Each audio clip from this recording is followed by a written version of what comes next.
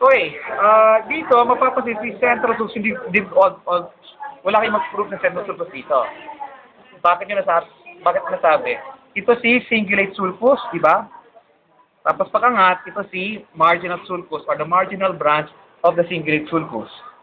Nakita mo, Sam? Kasi, syempre dito tatanungin kasi kayo muna ano to? Multiply.com or YouTube to? Or personal use na?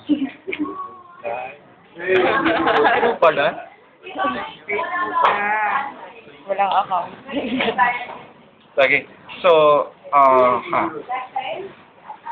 So this is your central sulcus here, marginal sulcus. So ito, talagang klaro, hindi ko naman di-differentiate. This becomes your paracentral lobule. This line here, this sulcus here is your paracentral sulcus. In front of it here is your superior frontal gyrus. Below it here is your cingulate gyrus. Below your cingulate gyrus is your callosal sulcus. Below your callosal sulcus is your corpus callosum. Rostrum, genu, body, splenium. Okay? Tapos, yung malapit ng butas, na, di meron pa namang wall pero talagang napakasin na sa inyo That's gonna be your septum pellucidum. So, kung gusto makita ng butas, tinin nyo kay Leah. Yung brain specimen ni Leah. Yeah. Okay? So, again, this is your marginal sulcus. This is your parieto-occipital sulcus here. So, between your marginal and your parieto-occipital sulcus is your precuneus. Okay?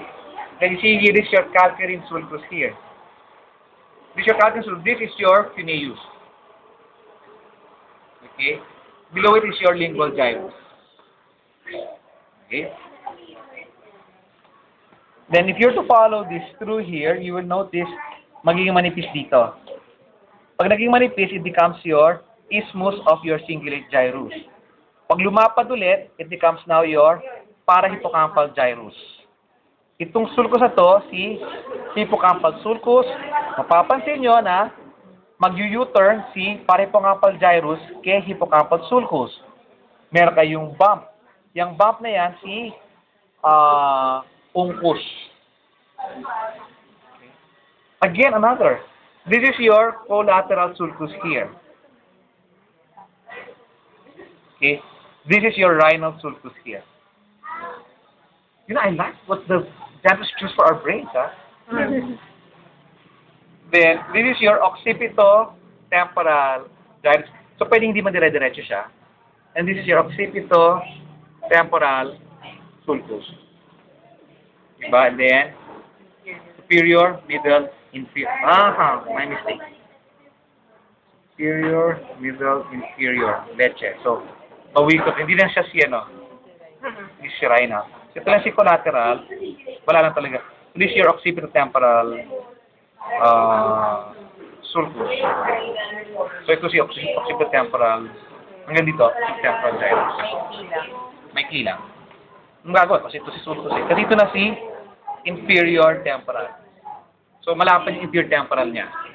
So, if you think about it, because malaki yung middle at inferior temporal gyri niya, yes, di ba? Biomajor to. Long-term memory yung kailangan niya. Or doktor? Impresses the rhinal. Meron po ba siya significant effect sa breathing? Wala. Kasi, ano? Wala. Di ba, pwede ko sabihin, di ba, yung instance dun sa middle frontal jet, merong sulcus na hindi pinangalanan?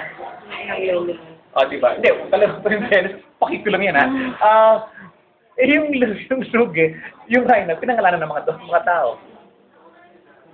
Di ba, it's the same thing, just, di ba, separate your parahippocampal to your occipitotemporal, But the right thing about the rhinal, because, di ba, be aware that the rostral part of your parahippocampal gyrus is also part of your primary olfactory cortex.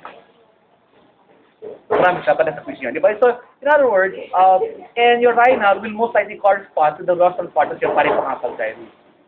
And then, you will notice, your olfactory is here. So, parang dito. So, this is the area for your, di ba? Because natural olfactory stria, di ba, uncus, and your rostral part of it. So, parang yung rhinal, parang kasi sinushow na yung media to it will be for smell. Kasi di ba rhinal is nose. Pero, feeling ko lang yun. Wala sa libro yun. Wala lang.